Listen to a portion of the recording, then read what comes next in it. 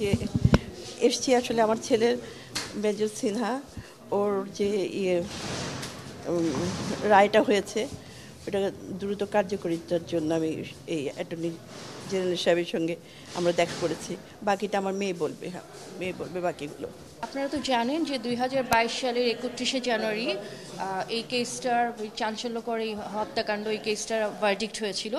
তো তখন থেকেও যদি হিসাব করি, আমি কিন্তু 5ই আগস্ট 2020-এ মামলাটা দায়ের করেছিলাম কক্সবাজার নিম্ন আদালতে। তারপরে ভার্ডিক্টটা হয়েছে 2022-এর 31শে জানুয়ারি। ওই সময় থেকে যদি আজকে অবধি 2 জানুয়ারি 2025 আমি কাউন্ট করি, প্রায় 1067 দিনের মতো পার হয়েছে। কিন্তু উচ্চ আদালতে আসলে আপনারা হয়তো জানেন উচ্চ আদালতে খুব একটা মুভ করেনি মামলাটা। হ্যাঁ, তো মূলত আমরা এসেছি যে রায়টা তো অলরেডি হয়ে গিয়েছে নিম্ন আদালত থেকে, উচ্চ আদালতে যেন দ্রুত রায়টা কার্যকর করার জন্য ব্যবস্থা নেওয়া হয়, সেই জন্য এসেছি। শুনানি হয় যে প্রসিজিওরগুলো আছে আইনি প্রক্রিয়াগুলো শেষ করে যেন দ্রুত এক্সিকিউশন হয়, মূলত সেই জন্যই আমরা এসেছি। আর আমরা আসলে অ্যাটর্নি জেনারেল স্যারের সাথে দেখা করেছি। তো স্যার আমরা খুবই আনন্দিত যে স্যার আমাদেরকে আসলে সর্বাত্মক সহযোগিতা করার জন্য আশ্বস্ত করেছেন, এবং উনি কিছু আসলে ডেথ রেফারেন্স কিছু নাম্বার চেয়েছেন আমাদের কাছে, অ্যাপিল নাম্বার।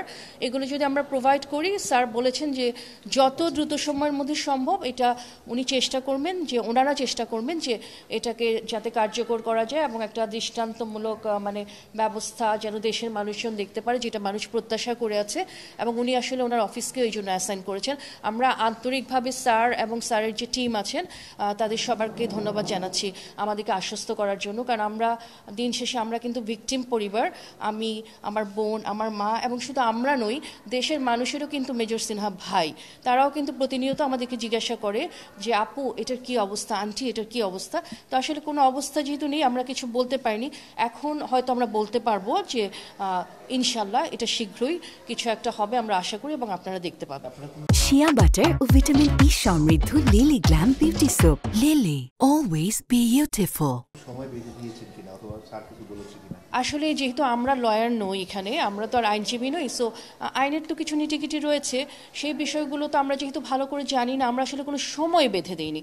কিন্তু আমরা বিশ্বাস করি যে অবশ্যই স্বচ্ছতার সাথে এবং দ্রুততম সময়ে স্যার যেভাবে আমাদেরকে বলেছেন, আশ্বস্ত করেছেন, সেটাতে ওনার বডি ল্যাঙ্গুয়েজ সব কিছু দেখে আমাদের মনে হয়েছে যে এটা আর ডিলে হবে না, বিলম্বিত হবে না, এবং এটা দ্রুততম সময়ে এই রায়টা শুনানির পরে এটা কার্যকর হবে ইনশাল্লাহ। না, আসলে আমরা কোন দেশে বসবাস করি, প্রথমে যদি প্রশ্ন করি, আমরা বাংলাদেশে বসবাস করি, এবং এটা একটা বাংলাদেশের নিত্য নৈমিত্তিক দৃশ্য। কিন্তু হ্যাঁ, এটা এমন না যে এই ব্যাপারটা আমার ক্ষেত্রেই ঘটেছে বা আর কারো ক্ষেত্রে ঘটেনি। যারা ভিকটিম, যে কোনো ক্ষেত্রে যারা ভিকটিম, তাদের ক্ষেত্রে এরকম বিলম্বিত হয়, আমাদের ওভারঅল কালচারের কারণে হোক বা যে কোনো কারণেই হোক। তো সেটার জন্য আসলে প্রথম কথা হচ্ছে, আপনি জিজ্ঞাসা করেছেন আমরা হতাশাগ্রস্ত কিনা। অবশ্যই আমরা হতাশাগ্রস্ত না, কখনোই ছিলাম না এবং হব না, সবসময় আশাবাদী।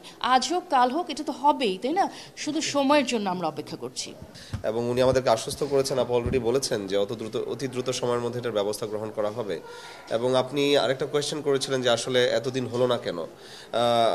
আসলে এতদিন হয়নি আদালতের বিভিন্ন ঝামেলার কারণেই হয়নি, যেটা পূর্ববর্তী যে সরকার ছিল তাদের সরাসরি হস্তক্ষেপের কারণে হয়নি। এটা হচ্ছে আসলে সত্যি অ্যান্সার, এবং এটা আমি মনে করি যে দেশের মানুষের সেটা জানার প্রয়োজন আছে। এবং এখন হবে, কেন হবে? বিকজ এখন একজন এখানে অ্যাটর্নি জেনারেল আমরা বিশ্বাস করি যিনি আছেন, ওনার সুনাম অথবা ওনার প্রিভিয়াস ওয়ার্ক হিস্ট্রি থেকে আমরা অত্যন্ত আশাবাদী।